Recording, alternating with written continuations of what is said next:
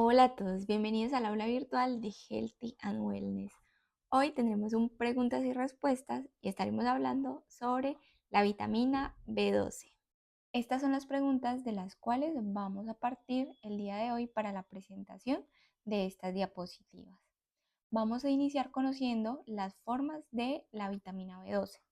Son cuatro formas. Cuando hablamos de vitamina B12 estamos haciendo referencia a estas cuatro moléculas, pero hay que tener en cuenta que estas dos primeras, la metilcobalamina y la 5-desoxiadenosilcobalamina o adenosilcobalamina, son las formas biológicamente activas, mientras que la cianocobalamina y la hidroxicobalamina son formas que se encuentran en los suplementos o en alimentos fortificados, que una vez ingresan a nuestro cuerpo son rápidamente transformadas a su forma biológicamente activa. Teniendo en cuenta esas formas de vitamina B12, vamos a conocer cómo ocurre el proceso de absorción. Para que esto nos quede claro, quiero que nos imaginemos que este proceso es como un autobús que va haciendo diferentes paradas en diferentes estaciones donde se va a ir montando y bajando gente. ¿Listo? Entonces vamos a iniciar con esa primera estación, que es con la ingesta de proteína. Cuando nosotros ingerimos alimentos que contienen vitamina B12, específicamente las proteínas, pues vamos a encontrar que ese alimento pues está conformado por la proteína y la vitamina B12, específicamente hablándolo desde este contexto, porque pues tiene muchos otros nutrientes. Entonces, esa ingesta de proteína va a tener la vitamina B12 unida a la proteína. Una vez está allí, pues ella va a ingresar a la boca y en la boca las glándulas salivales van a liberar aptocorrina, o también llamada proteína R o transcobalamina 1. Esa aptocorrina tiene una alta afinidad por la vitamina B12, pero resulta que no se puede unir a la vitamina B12 porque en la boca, en esa estación, en esa segunda estación, no tiene un ambiente adecuado, porque para poder que exista una unión debe existir un ambiente ácido, y en la boca pues nos encontramos con un pH que es tendiente a ser más alcalino, entre 6,4 y 7,4. Por lo tanto, digamos que esa unión allí no se podría hacer. Por otro lado, encontramos que la proteína aún está unida a la vitamina B12. Entonces, en la boca simplemente se unió allí la aptocorrina, que la liberaron las glándulas salivales, pero no se puede unir a la vitamina B12. Por lo tanto, este complejo vitamina B12, proteína y la aptocorrina van a viajar y se van a dirigir hacia el estómago. Una vez está en el estómago, en condiciones normales, las células parietales han liberado ácido clorhídrico. Por lo tanto, en el estómago vamos a encontrar un pH ácido entre 1 y 3. Esto hace que aquí sea un ambiente más agradable para que ocurra la unión con la aptocorrina y la vitamina B12. De la mano con la liberación del ácido clorhídrico, encontramos también que se liberó factor intrínseco, y la pepsina va a romper el complejo de la vitamina B12 y la proteína, es decir, va a dejar a la vitamina B12 sola. Por lo tanto, en el estómago se forma un ambiente perfecto para que ocurra la unión de la vitamina B12 y la aptocorrina, porque uno, tenemos un pH ácido, y dos, la pepsina nos ha liberado esa vitamina B12 que se debe de unir a la aptocorrina para poder ser transportada al intestino delgado y a su vez para protegerla de la degradación que puede ocurrir, por ejemplo, por el ácido clorhídrico o por otras enzimas. Por lo tanto, se va a formar aquí el complejo vitamina B12 más la aptocorrina, que va a viajar al intestino delgado junto con el factor intrínseco que se ha liberado en el estómago. Entonces, ahora nos vamos a la cuarta estación, que es en el duodeno, la primera porción del intestino delgado. Una vez llega el complejo vitamina B12 y aptocorrina, la aptocorrina va a sufrir una hidrólisis. Por lo tanto, la vitamina B12 va a quedar sola nuevamente, pero esa vitamina B12 queda sola, pero no puede mantenerse sola, sino que necesita unirse, en este caso, al factor intrínseco para luego ser transportada y poder cumplir su proceso de absorción. Entonces, en la primera porción del intestino delgado, allí va a llegar el factor intrínseco y la vitamina B12 unida con la aptocorrina, que la aptocorrina sufre una hidrólisis, por lo tanto se va a unir la vitamina B12 junto con el factor intrínseco, que es ese segundo complejo que vamos a encontrar en esta estación. Una vez tenemos esta unión, este complejo se va a dirigir hacia el ilion distal, es decir, a la última porción del intestino delgado. Una vez allí, va a ser captada a través de un proceso que se llama endocitosis mediada por receptor, específicamente mediada por la cubilina. Una vez está allí, se capta a la vitamina B12 y al factor intrínseco. Una vez ha sido capturada ese complejo, dentro del lisosoma se va a degradar, por así decirlo, el factor intrínseco y esa vitamina B12 va a quedar sola, va a ser liberada hacia el citosol de la célula y una vez está sola, pues esta va a poder dirigirse hacia la membrana vasolateral y podrá ir a la circulación unida junto a la transcobalamina 2. Hay que tener en cuenta que una vez está en circulación, pues esta se va a dirigir hacia muchas partes de nuestro cuerpo y específicamente las células que tengan el receptor de transcobalamina, pues van a poder capturar ese complejo transcobalamina que lleva a la vitamina B12. Un ejemplo de ello es el hígado, que tiene receptores de transcobalamina. Una vez ese receptor sensa a la transcobalamina unida a la vitamina B12, la captura, la ingresa y le va a ayudar para que cumpla diferentes de sus funciones. Le va a servir como cofactor para diferentes reacciones y procesos que tenga, por ejemplo, en este caso, el hígado. Y un dato adicional que hay que tener en cuenta, que es muy importante, y es que el hígado puede almacenar de 1 a 5 miligramos de vitamina B12. Y esto se hace muy importante a la hora de estudiar las deficiencias, porque para encontrar en una analítica una deficiencia marcada por un déficit de vitamina B12, ya tuvieron que haber transcurrido muchísimos años desde la deficiencia hasta que el hígado agotó sus reservas.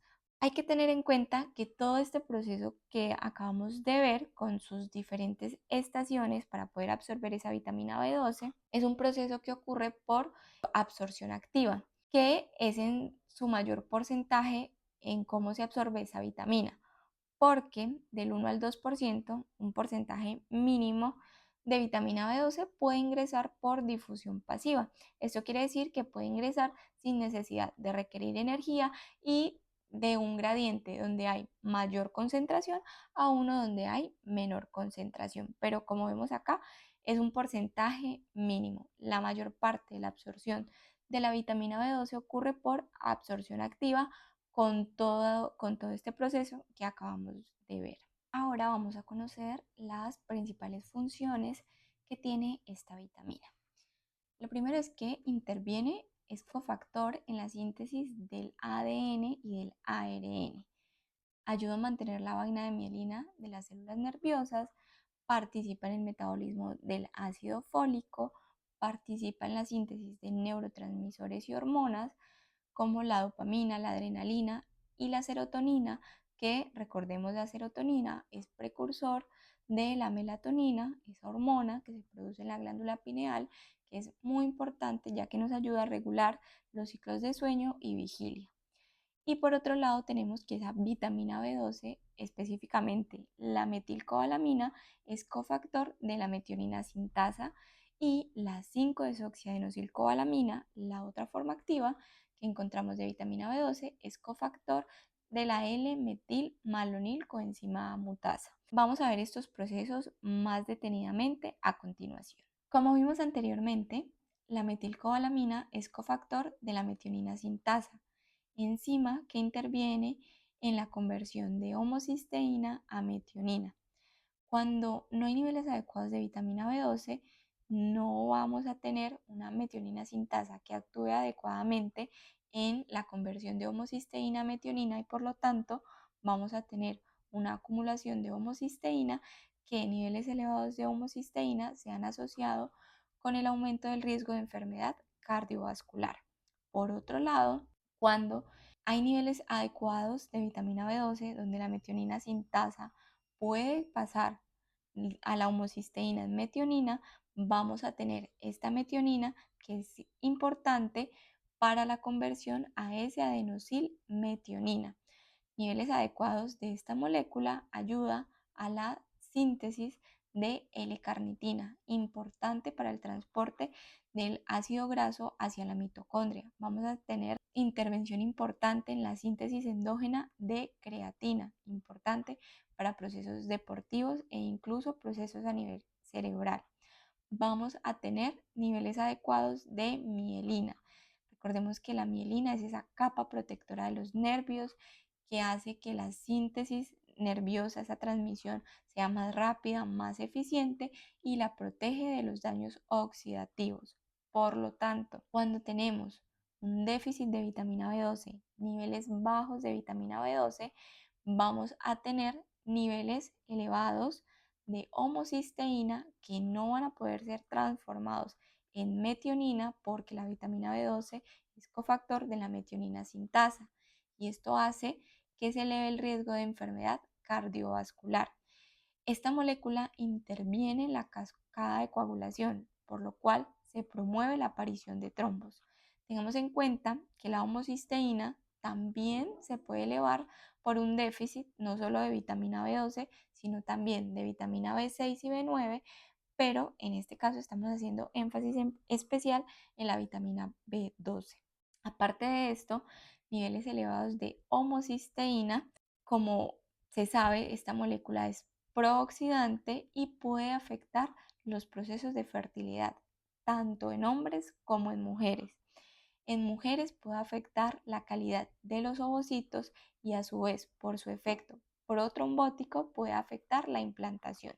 Y en hombres puede afectar la calidad de los espermatozoides. También ese déficit de vitamina B12 pues no va a llevar a que se pase esa homocisteína a metionina y a su vez en S-adenosilmetionina, por lo cual vamos a tener niveles disminuidos de S-adenosilmetionina que van a llevar a que se disminuya la L-carnitina, por lo tanto va a afectar procesos de beta oxidación, vamos a tener niveles bajos de creatina porque va a intervenir porque no va a poder intervenir en la síntesis endógena de creatina y vamos a tener una disminución de la síntesis de mielina. Por lo tanto, vemos como un déficit de vitamina B12 puede afectar diferentes procesos y este específicamente nace de que la vitamina B12 es cofactor de esta enzima y al haber un déficit bloquea completamente este proceso y a su vez viene a afectar otros procesos metabólicos. Ya por aquí tenemos que la 5-desoxiadenosilcobalamina es cofactor de la L-metilmalonil coenzima mutasa, enzima necesaria para la conversión de L-metilmalonil coenzima A succinil-CoA, que se hace importante para la producción de energía. Va a permitir que las mitocondrias utilicen las grasas como fuente de energía y también va a intervenir en la síntesis de hemoglobina. Niveles bajos de vitamina B12 van a llevar a una afectación en este proceso, permitiendo que las mitocondrias no utilicen de manera adecuada las grasas como fuente de energía, afectando todo el proceso de beta oxidación y de síntesis de hemoglobina. Ya conocimos cuáles son las principales funciones de esta vitamina. Ahora vamos a saber qué personas están en riesgo de deficiencia de esta vitamina.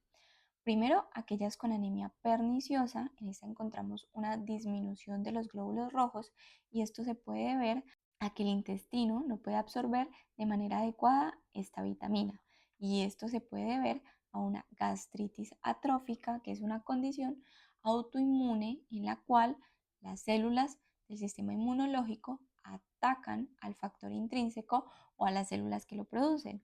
Recordemos que el factor intrínseco, que lo vimos inicialmente, se libera en el estómago y es muy importante para que ocurra la absorción a nivel del intestino delgado. Sin ese factor intrínseco, la absorción de vitamina B12 no puede ser posible. Por otro lado, una condición menos frecuente es la anemia perniciosa congénita. Bebés con esta condición no producen de manera adecuada factor intrínseco, por lo cual esta vitamina no se absorbe bien. Otro grupo de personas en riesgo de déficit de esta vitamina son aquellos con dietas veganas mal estructuradas. Por eso se hace muy importante que nosotros como profesionales de la salud preguntemos a estos pacientes cuál es su fuente preferida de vitamina B12 y sugerir la suplementación y el uso de alimentos fortificados con esta vitamina. También pacientes susceptibles al déficit de esta vitamina son aquellos que han sido intervenidos a través de la cirugía bariátrica. Tengamos en cuenta que para la absorción de esta vitamina, para todo el proceso, para llegar a la absorción de esta vitamina, se requiere de un sistema digestivo anatómicamente y funcionalmente íntegro. A la hora de hacer esta intervención, pacientes que han atravesado este procedimiento, pues encontramos en ellos diferentes modificaciones, tanto anatómicas como funcionales. Es por esto que ellos se encuentran en mayor riesgo, ya sea porque no consumen alimentos fuente de esta vitamina de manera adecuada o porque su proceso anatómico o fisiológico se modificó y por lo cual se ve afectada la absorción de diferentes micronutrientes como por ejemplo la vitamina B12. Tengamos en cuenta que las técnicas de este procedimiento pueden ser restrictivas o restrictivas mal absortivas. Por ejemplo, en el bypass gástrico podemos encontrar un efecto posterior a la intervención como la hipocloridria, es decir, una inadecuada secreción o una deficiente secreción de ácido clorhídrico a nivel estomacal.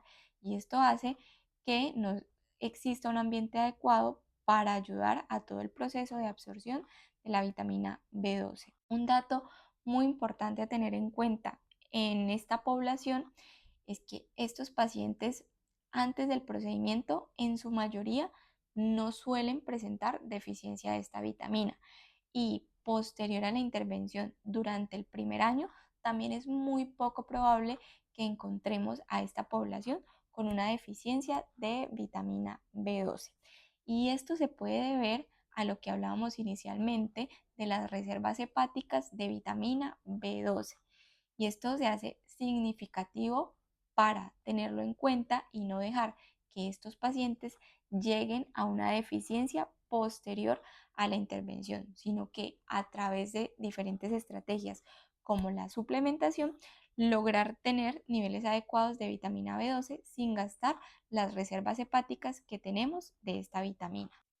Por otro lado, las personas mayores de 60 años también están en un mayor riesgo de déficit de esta vitamina. Personas que ingieren alcohol de manera continua por una afectación en el pH estomacal, aquellos que usan medicamentos como los inhibidores de la bomba de protones como omeprazol, esomeprazol o antagonistas del receptor H2 de histamina como la ranitidina que pueden interferir con la secreción de ácido clorhídrico y aquellos que usan biguanidas, especialmente pacientes diabéticos tipo 2 que usan metformina porque la metformina puede afectar la motilidad intestinal y además de eso, la vitamina B12 que se absorbe en el ileón es dependiente de calcio y la metformina puede interferir con este proceso.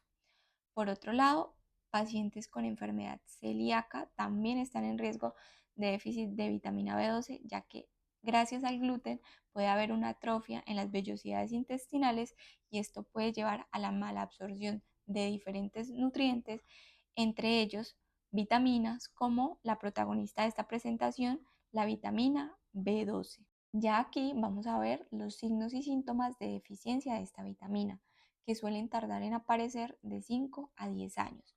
Y esto se puede ver a las reservas hepáticas que tenemos de vitamina B12, como lo mencionamos inicialmente. Lo que no debemos esperar es a tener estos signos y síntomas o dejar que los pacientes lleguen a una deficiencia porque puede traer complicaciones que incluso pueden llegar a ser irreversibles. Por eso se hace muy importante evaluar de manera adecuada el estado de la vitamina B12.